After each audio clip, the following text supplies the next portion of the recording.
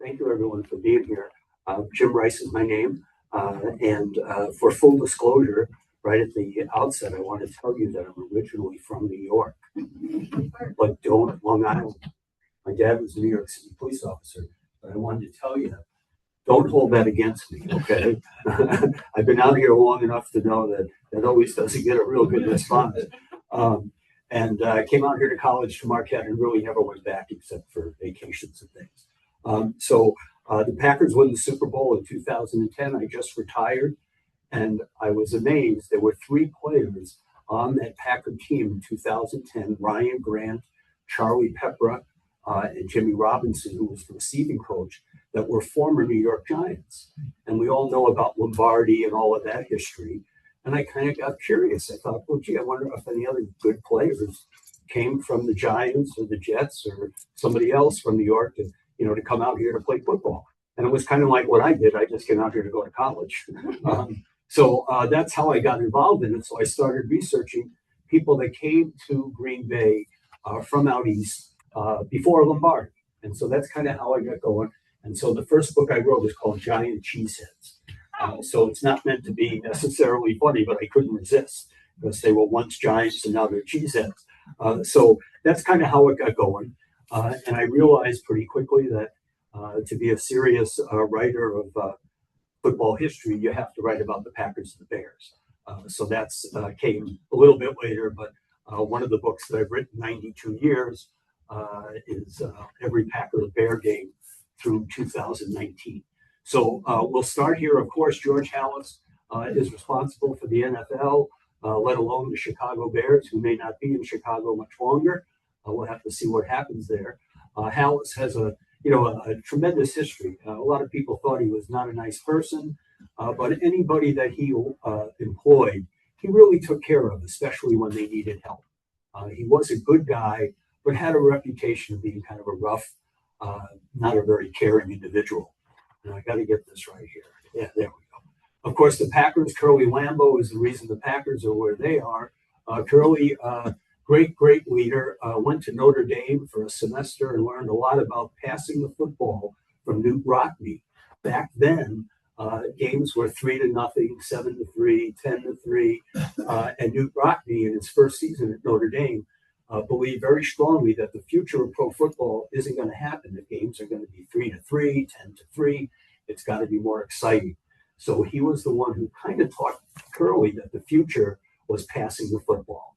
And remember how often many of us probably said they pass the ball too much, the Packers. But that's part of their DNA, and it's been with them ever since Curly connected with Newt Rockne. The Packers did not lead in the rivalry since 1932.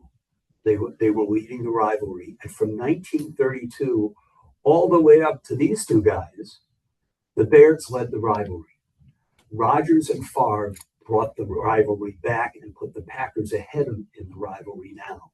But it was a really long time.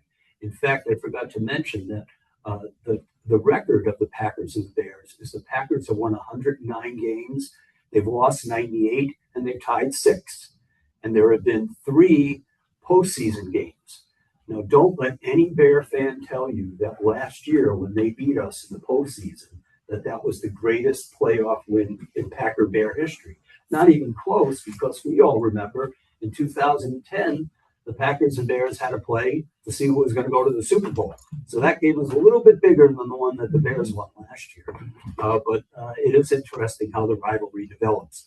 And now we've got the rivalry going where the Bears coach kind of has it in a little bit for Matt LaFleur and the Packers. He seems to, have a negative feeling, makes comments about it when he's not even asked.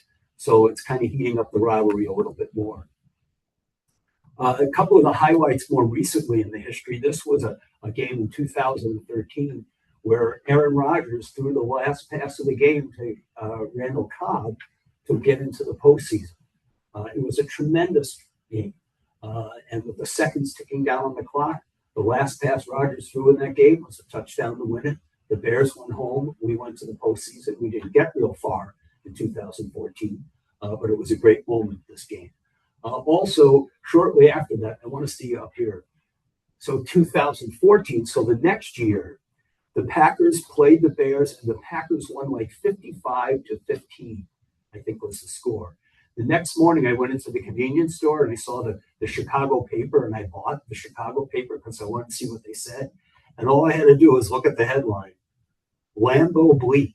That was on the paper. And 55-15, I think it was. It was a pretty solid beating. So we're going to go through lots of photos. The first one here, Johnny Driscoll. Patty Driscoll, as he was known, great quarterback for the Bears early in football history. Along with George Halas, he would also coach the Bears along the way. George Trafton, another great Chicago Bear, Hall of Famer. I love the helmet on this photo. Trafton was a tough guy. He played center, very tough, lots of fighting. He was a mean, tough guy. He became a coach with the Packers in 1944 under Curly Lambeau before his career was ended. But an interesting fellow because he caused a lot of controversy. The first Packer championship team is 1929. So the Packers win in 1929. They're undefeated. They win 12 games, lose none, and tie one. And they're probably, even to this day, this is considered one of the top 5 teams in Packer history. They were that dominant. And it's Curly Lambeau's first championship. They win again in 1930. Not quite as good, but it's the second championship for the team. And then they win again in 1931. The Packers of Curly Lambeau was the first Packer group that won 3 straight championships. Many of us here may remember when Lombardi's teams did it in the early 60s. And the Packers are the only team to ever win 3 straight championships. And now you're going to see something very interesting. 1932, this should look a little strange, but this is the final standings in 1932. The Bears have 6 wins, 1 loss, and 6 ties. The Portsmouth Spartans, who are going to be the Detroit Lions in a year or two, they have 6 wins, 1 loss, and 4 ties. The Packers, who are 3-time defending champions in 32, 10 wins, 3 losses, and 1 tie. They finish in 3rd place. And it kind of made everybody wonder, what kind of a league is this? You know, they got 4 more wins. They won the last 3 seasons. They're running 3 straight championships, and they don't win this. And does anybody know why? Do you know? I don't know if some people know this history, but the ties back then, they acted like they were never played. So if you take the 6, the 4, and the 1 out of there, 6 and 1 is better than 10 and 3, right? There's only 1 division of teams, so the best percentage wins. Why did they not play the same amount of games? It was a very loosely organized. It was a very loose organization, and didn't really tighten up until very soon after this. But there was a lot of controversy here. Who is the champion, and how could these 6 and 1 guys be better than the 10 and 3 guys? And to add insult to injury and to rub the rivalry with the Bears even more, okay? These 2 teams have to play, and they play indoors on a very cold, nasty day in Chicago. Now, didn't our parents always tell us, you know, they had to go uphill? Yeah, right. No shoes to go to school. I mean, it was just kind of, you know, but so, I just lost my train of thought. Sorry. That doesn't happen. So here's what happens. Chicago, of course, they play indoors. Chicago at the original Chicago Stadium, even though it's cold, a little chilly. The field is 80 yards long. It's more narrow. I want to say it was like 40 yards wide instead of 50 or whatever it is in the field. So it was an illegal field indoors in the stadium. The Bears win the game on a controversial play. Back then, when you threw the football, if this was the line of scrimmage, you couldn't go closer to it than 5 yards back. You had to be 5 yards back. And the alleged touchdown pass here by Bronco Nagurski, allegedly he was over that line, but the Bears ruled that he wasn't, and the Bears are the champion. Now, it's all fair and square, but the Packers, I'm sure, feel a little, like what kind of league are we working in here? So that's when the leagues began. The league split for the first time. We had the Eastern and Western Division in 1933. and the first final NFL championship game, which leads to the Super Bowl. Okay, so the first couple of years were just a one division lead. So as we continue here, the Packers, here's a little description from the Hall of Fame about this game against Portsmouth. That was kind of a debatable championship game. Great players on both teams, all through the 30s. Bronco Nagurski, Clark Hinkle. Clark Hinkle is probably the greatest two-way player in Packer history, where you played both offense and defense. Great player, a graduate of Bucknell University in Pennsylvania. And he was a special guy because when he came out of college, and I want to say it was about 1933, 34, none of the great East Coast players came out here then. Because as you guys know, some of you that grew up here, getting to Green Bay was not easy back in the day. In fact, there was a lot of pressure on the Packers to move to Milwaukee because they didn't like going from Milwaukee up to Green Bay. But fortunately, that's never happened and will never happen because George Halas of the Bears and John Mara of the New York Giants stood up for the Packers and said, no, they should stay where they started, which was kind of nice. So these guys, great rivals. One time, several teeth were knocked out in a tackle here between these two. And Nagurski was just a legendary player on his own for the Bears. This guy's face looks exactly kind of like he was on the field. He was a wrestler by trade initially, but an all-star and a Hall of Fame defensive tackle as well as a linebacker. And I just love that picture. It looks like he just got off the field and he's got a black eye. And then we've got Bill Hewitt, another great Chicago Bear. And the Bears were, very good all the time. But the Packers were equal to them, if not better. The first great quarterback for the Packers after Curly Lambeau was Arnie Herbert. Herbert threw a lot of those touchdown passes to Don Hudson. He also, and here's an interesting story with the Packers and the Bears, 1935, Don Hudson is coming out of college and he gets to play for the Packers. And they're going to play the Bears in the second game that year. And so Curly Lambeau, he knows how fast Don Hudson is. So instead of playing him in the first game, and remember they're going to play the Bears in the second game, he held Hudson out of the first game. And on the first play of the game against the Bears in the second game, Arnie Herbert threw an 83-yard touchdown pass to Don Hudson on the first play of the game. And the score ended up being 7-0. You never saw an 83-yard touchdown pass back in the day like that. It shocked everyone. And it was the beginning of really Hudson, just a great receiver. He was considered the Babe Ruth of football. Babe Ruth hit all the home runs in baseball. He caught all the touchdown passes and ended his career with 99 touchdown passes. Just a fantastic player and a graduate of Alabama, kind of like Art Starr was. 1936, the Packers win again, and the first time they win when they have to play a final game. It was easy in a way to just get to the top of the standings and win. But now they got to play the champs of the Eastern Division because the Packers were in the Western Division. And the champs of that, I think it's the next slide. Oh, no, it's not. But the champs back in, and let me just go back here. Let's see here. Oh, that's right. I'm going the wrong way because up is down. And so in 36, they play the final game against the Boston Redskins, and they're in Boston because they're going to move to Washington, D.C. the next year.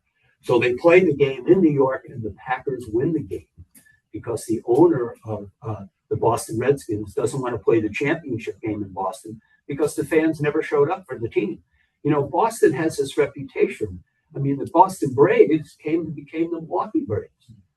So there's history here of Boston having some not real strong support for all their teams. So the Packers win this championship 21-7. This is a nice program from 1939 with Joe Maniaci, the running back of the Bears, on the cover. 1939, the Packers get to another championship game. But this one is kind of special because, believe it or not, Curly Lambeau moved the championship game from Green Bay to State Fair Park in Milwaukee. Now, can you imagine if they did anything like that today? I mean, it wouldn't go over real well. And there are two reasons he did it. One was there were more seats at State Fair Park than there were up in City Stadium at the time. So they made more money. And the other was the Packers. I'm just trying to think. I just lost my train of thought. That Curly felt it was very important for the Packers to play the game there to honor the relationship with Milwaukee, because the Packers would not have survived without Milwaukee. It would have been very, very tough. So Curly wanted to honor that relationship. And this is really a great card because you got Curly way over on the bottom left there. But on the front row there, starting with number 14, you have Don Hudson sitting there. Next to him, another great Packer quarterback that people forget, Cecil Isbell, number 17. And then number 43 is Buckets Goldenberg, great Milwaukeean, who was a big fan favorite of the Packers. The Chicago Bears. Why would I have this photo up there? Obviously, we're talking about the rivalry, but this photo is important for a couple of reasons. The 1940s belonged to the Bears. They win in 1940, 41, 43, and I want to say the fourth one was either 45 or 46. So they're dominant. The Packers finished second to them all of those times. So the rivalry is getting more and more nasty. But this is an interesting card because it's one of those cards where you can't tell if it's really a photo or a piece of artwork, but this is Wrigley Field Ivy in the background. But any of you that have a Chicago Bear fan that you go back and forth with at all, and if you just get to a point where you never know what to say to a Chicago Bear fan because they think they're better than us and all that kind of stuff, this picture, this photo here is really a way to remember it if you can.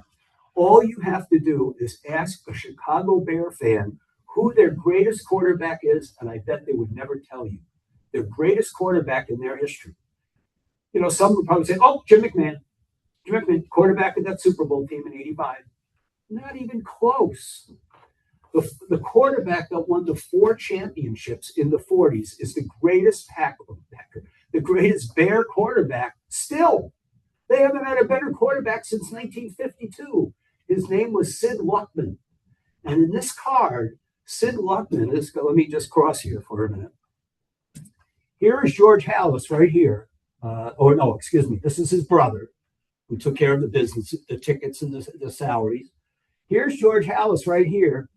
And next to him is the greatest quarterback in Bear history, Sid Luckman. Now, the Packers have had a few good quarterbacks since 1950. Some of them we don't even know about or remember. Tobin Rote, great quarterback. He won a championship for the Lions, and it's their only championship in 1957. Babe Parilli, great Packer quarterback. Played with many other teams, but a great Packer. Red Dunn. The Packers are loaded with great quarterbacks because of Curly's relationship with Rockne and throwing the football. So this guy up here, Sid Luckman, I think he might be the next slide. Yeah, here he is. Sid Luckman, great quarterback. But I bet no Chicago Bear even knows who he is. So if you can remember that, and if you have a Bear fan that just never shuts up, that's all you have to do. Who's your favorite quarterback? I bet you can't tell me who your best quarterback is, and you'll stumble. So Luckman, great quarterback. Bulldog Turner, an offensive lineman for the Bears, real tough guy. He's in the Hall of Fame as well as Luckman. He was a wonderful player. Then we have Ken Cavanaugh. Ken Cavanaugh is an interesting guy because he is a great player for the Bears. He ends up with the New York Giants. He plays there, and then he goes up through the ranks in the offices of the New York Giants. But back when he's with the Bears, okay, a Chicago Bear fan came up to him after the game and said, you guys played a great game, but I'm so upset at this concessionaire guy. I guess it must have been in Green Bay. This concessionaire guy who was talking real negatively about the Bears and about you. So what does Cavanaugh do? He goes into the stadium right after the game to find the guy. Yeah. And he gets into a physical confrontation with the man. I mean, it was just like such a different time. Of course, he didn't kill him or anything, like which would happen today probably. But it was an incredible personal kind of thing for all of these players, the rivalry with the Packers. So Kavanaugh, not a Hall of Famer, but really a great player. And of course, George McAfee, Hall of Fame player for the Bears, halfback. And he used to run right over people, even though he wasn't a fullback. 1944, finally the Packers break through and win the championship, and the Bears finish second to them, where it was all the other way around previously in the 40s, with the Packers finished second to the Bears. This is Curly's last championship team. This is championship number 6 for the Packers. And it's an interesting one because Curly had chosen to fire his assistant coach, whose name was Red Smith. And Red Smith, and Curly only had one assistant coach. Red Smith then goes and gets a job with the New York Giants as an assistant coach. And we have the first Brett Favre in Packer history.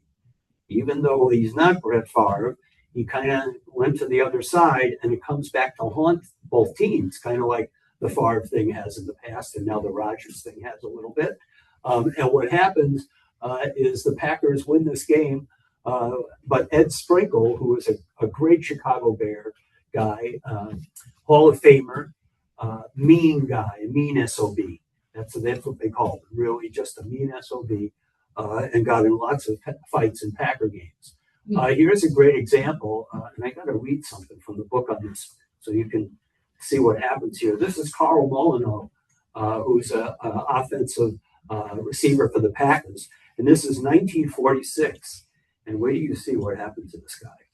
I mean, they're dragging him off the field, and it's just, and so on one play, and Carl Molyneux of the Packers suffered, quote, 5 dislocated vertebrae, a concussion, a broken nose, facial cuts, and 3 broken teeth. He never played again. I mean, after the Second World War, the game was never tougher. These guys came back from Europe and they faced down Adolf Hitler and all that stuff. They beat the crap out of each other. I mean, when they came back, they weren't afraid of anybody. And poor Carl Molyneux got really hit on this play. But a classic photo. In fact, downtown Green Bay, they have the Heritage Trail, and they have a statue of Starr and Johnny Blood and Paul Hornung, and they have a photo of that up on the what would you call it, the background of the place. It's really kind of neat, but really, I mean, somebody said the other day, or I heard that they said NFL players have 4 times as much chance to get dementia as a result of their play. Can you imagine what we're getting back here? I mean, there's probably half of them. I mean, it's just unbelievable. All right, so then here's a nice photo of one of the great Packers, Tony Canadeo, number 3. His number is up on the scoreboard up at Lambeau. Just a great player, a Chicago boy, which made a lot of the games with Canadeo very interesting. He also was an announcer for the Packers afterwards and got involved with the board of directors as well, and a Hall of Famer. After Curly Lambeau leaves, after 30 years, Gene Ronzani, the assistant coach for the Chicago Bears, becomes the next Packer coach. So they hired the assistant of the Bears to be their next coach. Marquette guy from Iron Mountain, which is kind of like a really good football area like Western Pennsylvania is. Iron Mountain is really special. So Ronzani comes, and I'm not sure if it's on the next slide. No, it's not, but Ronzani was a terrible coach, and you'll see more later on about it. Another great Chicago Bear in the 50s, Johnny Lujack, great quarterback. And the Bears, this is a Hall of Fame quarterback. The Bears had Johnny Lujack, Bobby Lane, another Hall of Fame quarterback, and George Blanda. They had them all on the same team. 3 Hall of Fame quarterbacks that never did much for the Chicago Bears. Didn't win much. But it was incredible that they were able to draft these great guys year after year. Oh, I hit the laser. Jim Dooley, great halfback, also helped coach the Bears after Hallis departed, and quite a player in his own right. In 1955, George Connor, a linebacker, a Hall of Fame linebacker in the Chicago Bears, hits Viral Switzer so hard on a kickoff return that the crowd in Green Bay thought he was dead. Truly, the whole crowd just, and he didn't get up for a while. He finally did, but it was pretty scary. I mean, this was just all out brutality, just amazing. And Connor is a Hall of Famer, but Switzer is not. Al Carmichael, great Green Bay Packer, ran back a lot of kicks for touchdowns, and a very fast guy. Harlan Hill, the actual same kind of guy for the Bears, very fast, a great athlete, and a great receiver. And Rick Caceres, another great Chicago Bear from the early 60s. I believe he was the captain of the Bears for a number of years. Running back, not a Hall of Famer, but a real good running back that did wonders for the Bears at times. 1959, Lombardi finally shows up in Green Bay. One of the things that most people don't know, I should say. Let's see if it's on the next slide. Yeah.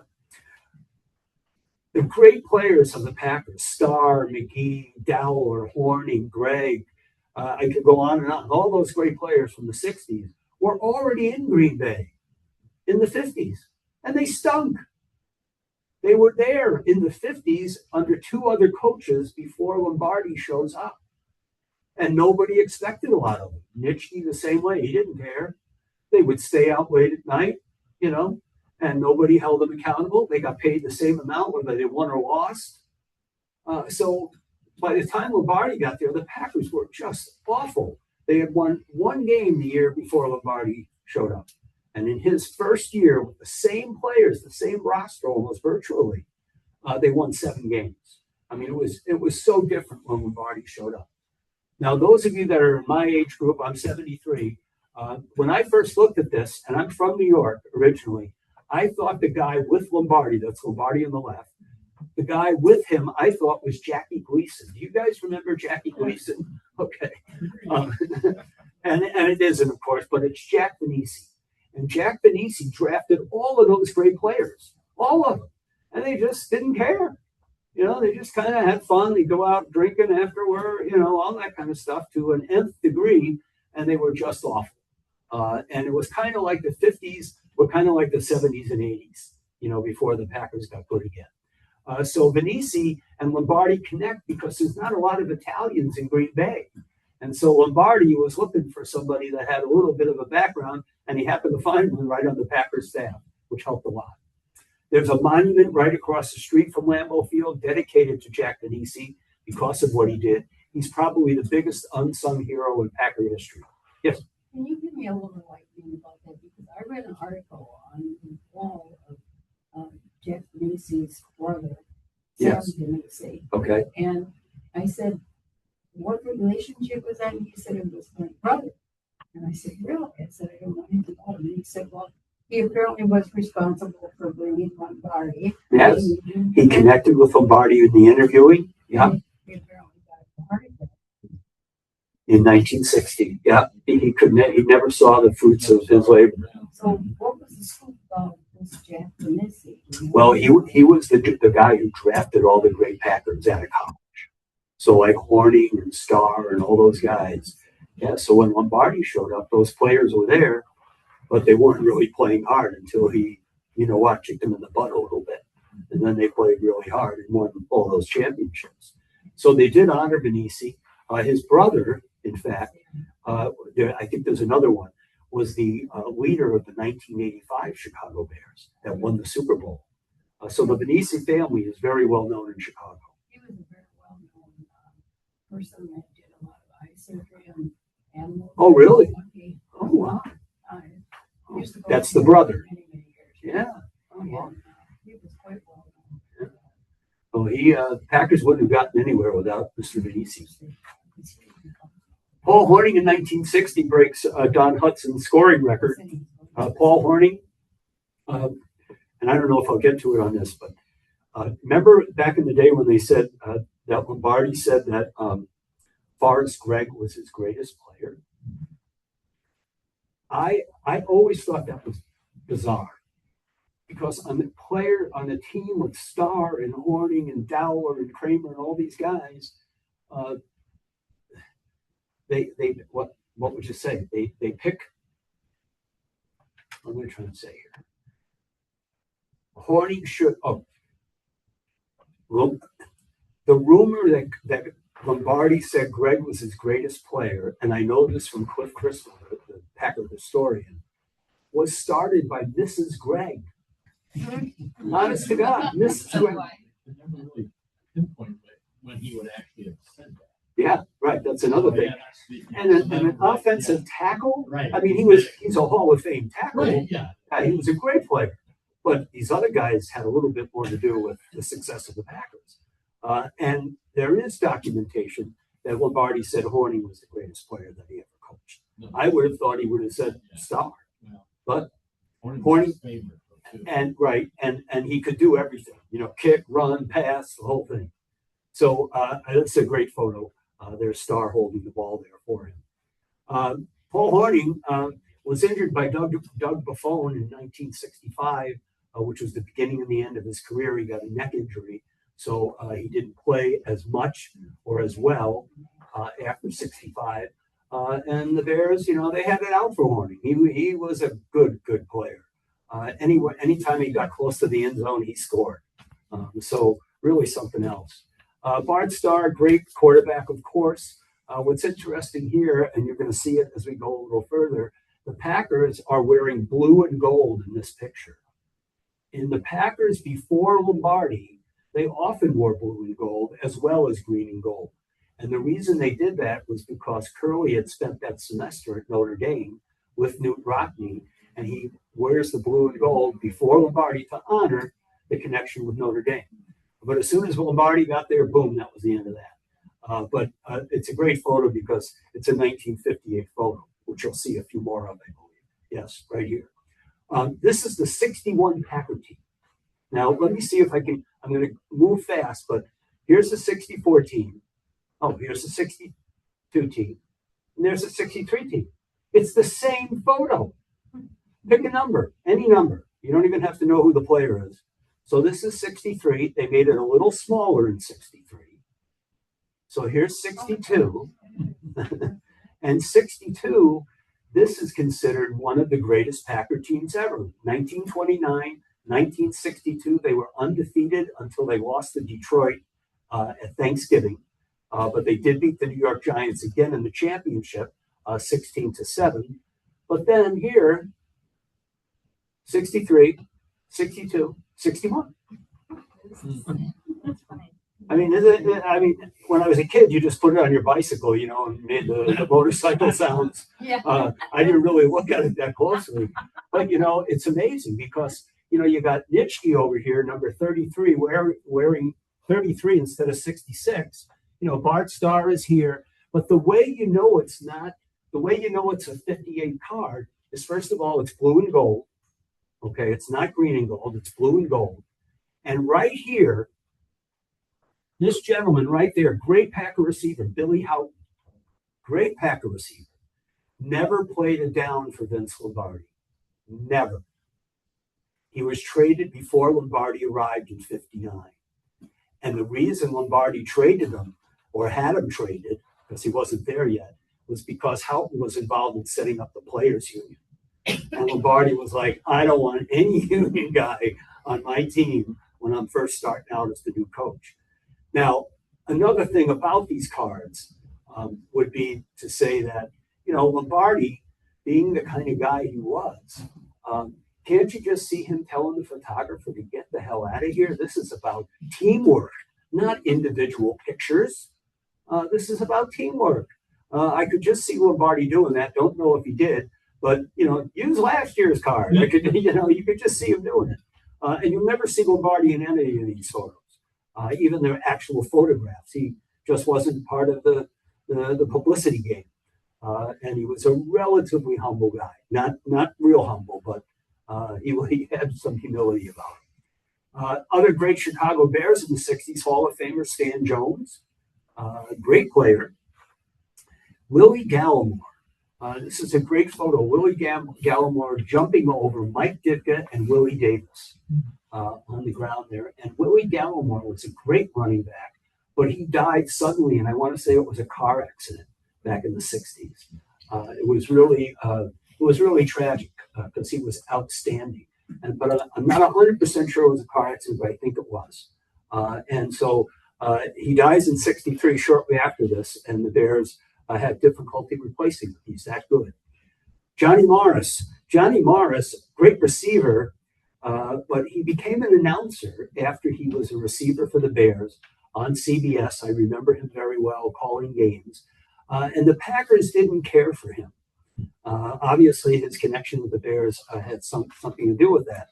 And when all these guys that announce games and broadcast games, when they're doing their pregame, studying of the teams that are going to be playing, the Packers would not allow Johnny Morris to come into their locker room, even though he was an announcer by that point, because they didn't trust him. They thought he would get that information right down to the Bears before the game, and the Packers wouldn't stand a chance. That's how sensitive everybody was and how important it was to win that game. Doug Atkins, huge guy, like 6'7", just a giant of a man, and a Hall of Famer, defensive end, and scared the daylights out of most people. Not the Packers so much, but he was a big dude, and he'd pick up people, and boy, oh boy, he was something else. Bill George, another Hall of Fame linebacker for the Packers, or for the Bears, I'm sorry. And Ed O'Bradovich. Now, who does he look like? Yes, you're the first guy that you're the first guy that said that. And of all the places I go to, I always, and everybody goes, oh, I don't know. But, oh, God, as soon as I looked at it, I thought, Jay Leno, oh, my gosh, good for you. What's that? Yeah. O'Bradovich, defensive end, he beat the Giants with a couple of sacks in the 63 championship game. But Jay, it just looks so much like Jay Leno, I just can't get over.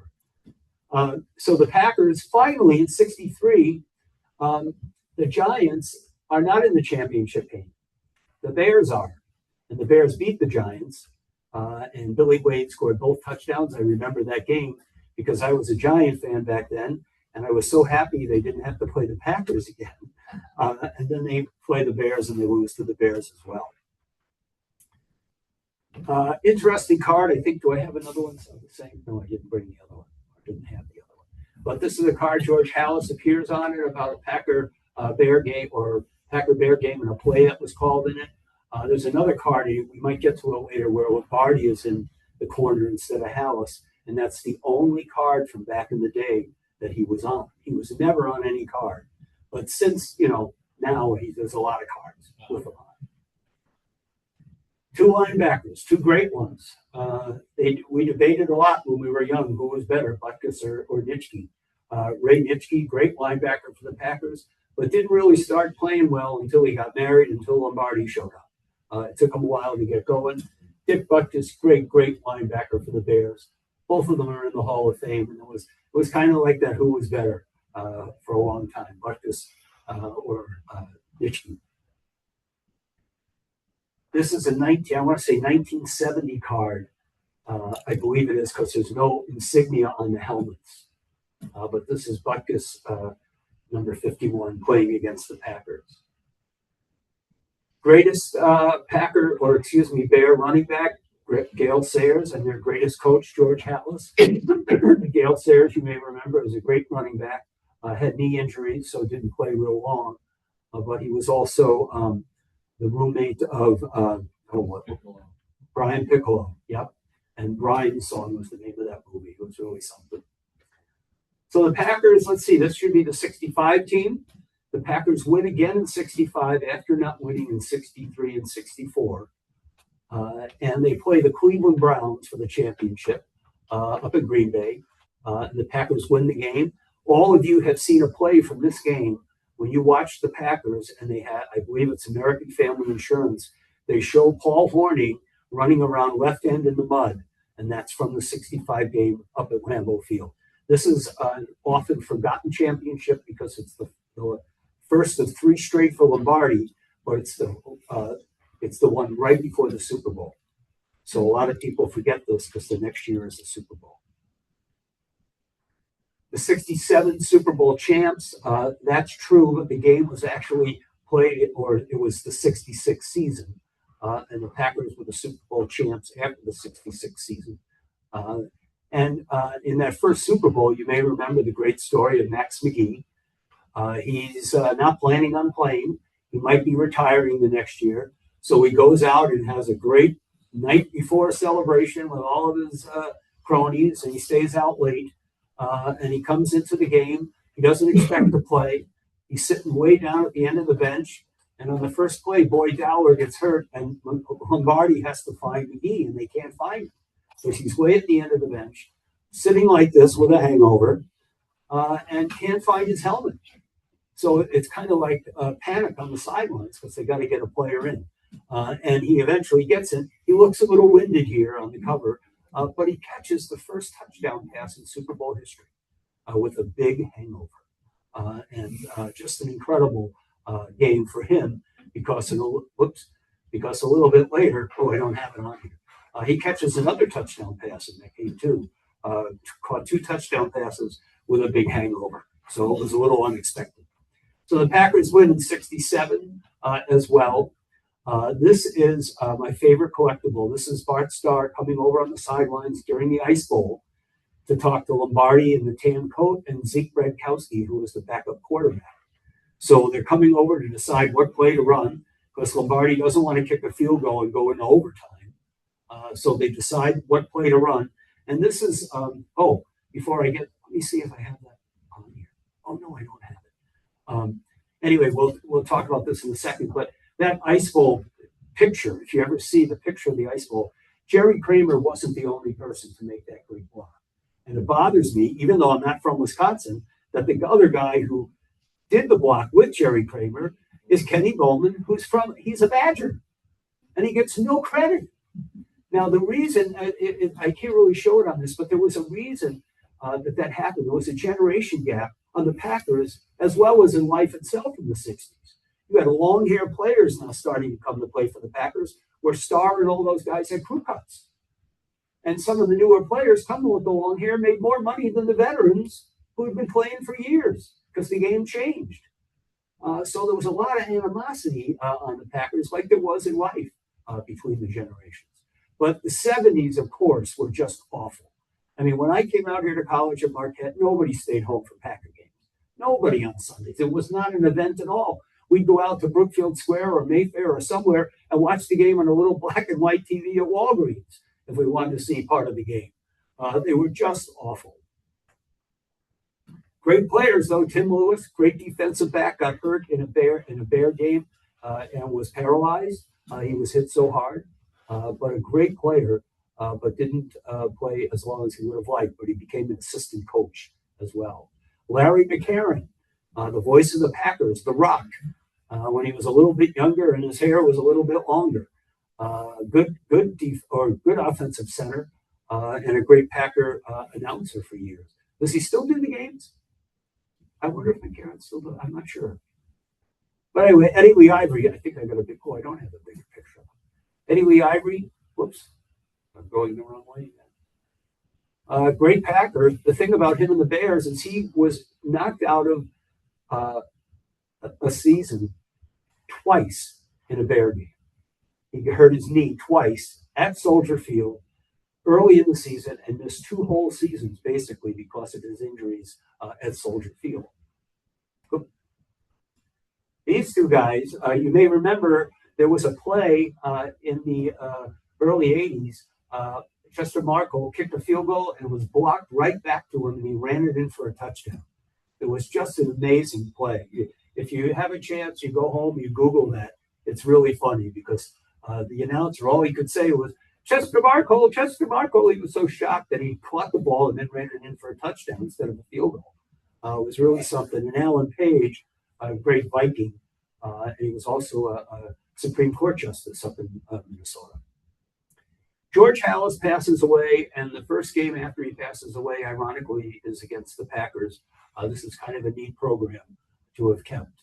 And Halas, of course, the NFL wouldn't be there without him. Just a great man. How about Forrest Gregg here and Mike Ditka? These two guys played against each other, and then they coached against each other, and the game was never dirtier. I mean, those guys did some nasty things to one another because I'm sure Greg and Ditka were still settling scores from the early 60s. And a lot of people, kids that I've shown this to, ask me, what's he doing that for? Because remember, back in the day, you couldn't use your hands. Now, an offensive lineman can use his hands as long as he stays inside the shoulders. Like if he grabs somebody out here, it's holding. But if he can grab him in here, it's not holding. But back in the day, they couldn't grab at all. So it was quite a different game. So that's Forrest Gregg and Mike Ditka. In another game, Walter Payton and Mark Lee got into a tangle. They went flying over the bench. And what happens is Mark Lee gets kicked out of the game, but Payton does not. So that caused quite an issue. And we're coming up on one of the greatest things that happened between them. This is another one. Matt Suhey, one time, he's a great running back for the Bears. He's standing at the line of scrimmage in between plays. I want to say you could have counted to 15 while he's standing there. And then all of a sudden, the Packer player comes and knocks him down. The Packer player came all the way from the defensive backfield and hit him while everybody was just standing around waiting to huddle for the next play. It was pretty brutal. George Cumby and William the Refrigerator Perry. The Refrigerator was a big guy, and the Bears, in trying to stick it to the Packers in the 80s when they were better than us, they gave Perry the football to run in for a touchdown. And he ran right over George Cumby, the linebacker of the Packers, and scored a touchdown. Nobody ever gave the ball to a guy that size to run into for a touchdown up until Refrigerator Perry. Dan Hampton, Hall of Fame player for the Bears. Dave Duerson, great player for the Bears, had some issues with dementia as a result of his play, Notre Dame graduate. Mike Singletary, great defensive linebacker, middle linebacker for the Bears. And this was kind of an interesting photo here. Super Bowl Perry is on the ground there on the bottom left with the football. And he ran it in for a touchdown, and the Bears were criticized quite a lot for not giving the ball to Walter Payton.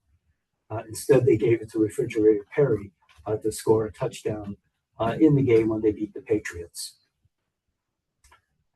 How about these two guys? These two guys will be remembered in history in a very special way. Jim McMahon, who had a way of antagonizing and spicing the rivalry between the teams. He was not liked very much. Charles Martin and a couple of other Packers in 1986. Now, the Bears are defending champions. This is a big thing. The Bears are defending champions, Super Bowl champions. The Packers are, into the rivalry as much as they can be, like ever. Charles Martin picks up Jim McMahon, slams him on the turf like a doll. McMahon's arm, his right arm that he throws with, is separated, and the Bears don't repeat as Super Bowl champions. So it was a pretty big thing to do. I had never seen anything like it on a football field in my life. It was really just disgusting. But it couldn't have happened to a better guy, So, but Charles Martin, he was suspended for 2 games when he really cost the Bears a championship. Lindy Infante comes in the late 80s, and the Packers start winning again a little bit. The Cardiac Pack of 1989 was quite a team, but after that, it didn't go so well for Infante. Don Mikowski, the great quarterback, the Magic Man, who really did some incredible things. One of the incredible things is this game against the Bears in '89, when he threw a touchdown pass in the final second to Sterling Sharp, and there was a big debate. They ruled it a touchdown, then they said no because Mikowski had stepped over the line of scrimmage when he threw the ball. So there was a long timeout. They're looking at this closely, and then they reversed it, said he wasn't behind the line of scrimmage, and the Packers won this game. It so annoyed Mike Ditka that he put a little asterisk in the Bears media guide about that because he didn't feel that was fair, that the Packers kind of had a little favoritism there. So the Packers win this game in '89. And it's the beginning of a little bit of a comeback, but it falters until Holmgren gets there. Brett Fullwood, Packer player, a high draft choice, but decided one time he didn't want to play against the Bears. But yet that night they caught him on Rush Street partying with all the people, and he never played for the Packers after that. How about these two guys, Brett Favre and Mike Urlacher, great rivals, just two great players, Hall of Famers. And the thing I always remember about Urlacher, though, was when you remember the interception he made of Rodgers, and Rodgers had to tackle him. It was kind of a big game. Robert Brooks, just a famous play here against the Bears. Brooks, a great receiver for the Packers, got hurt early in his career and never panned out really in the long run. A famous game at Halloween, the Bears and the Packers down at Soldier Field in the fog and mud. You couldn't even see on TV. You'd watch it, you could see the players, but you couldn't make out a lot. And it was kind of funny that they even played the game. But again, the game must go on, right? Or the show must go on. Jay Cutler, another great quarterback of the Chicago Bears that the Packers did not care for very much, but they loved when he played because they beat him all the time. Cutler, I'm not sure where he is now, if he's even in football, but didn't pan out too well. Great player for the Bears, Devin Hester, in the Hall of Fame as a kick returner, which is very unusual, but he was that good, probably the greatest kick returner in the last 50 years. He was really fantastic. And Julius Peppers, he has a special place because he's one of the few guys that has played for both the Bears and the Packers. And he did very well for the Packers after he left Chicago, and he's a Hall of Famer himself. Lance Briggs, linebacker for the Bears, a fine one. And before I had mentioned that playoff game last year where the Bears beat us, and they think it was the greatest game. This is the greatest game in Packer Bear history in the postseason. They play the Bears to get to the Super Bowl. B.J. Raji, defensive tackle, makes a great interception against Jay Cutler, and he does a little dance in the end zone to win that game. Rodgers then beats the Atlanta Falcons, who were the #1 seed that year. Sam Shields, great defensive back for the Packers, made a key interception in the game against the Bears in 2010. Oops. And here's that same photo from 2014 when Rodgers beats the Bears on a last-minute pass to Randall Cobb to go into the playoffs, and the Bears go home. So it was like whoever would win that game was going to be in the playoffs, and the other one wasn't. And then this is the 55-14 game where it said Lambeau Bleep. And this game here, sweet relief with Randall Cobb. The Packers are closing in on tying the rivalry with the Bears finally, because since 1932, the Bears have won the rivalry, have been leading the rivalry. And in this game, Jordy Nelson catches a crucial touchdown pass, which allows the rivalry to be tied at 94. So the Packers, like I said, now are up 109-98. But it took from 1932 to Jordy Nelson's time for the Packers to catch up in the rivalry, all because of Favre and Rodgers. Here's another one with Jordy beating the Bears 35-14.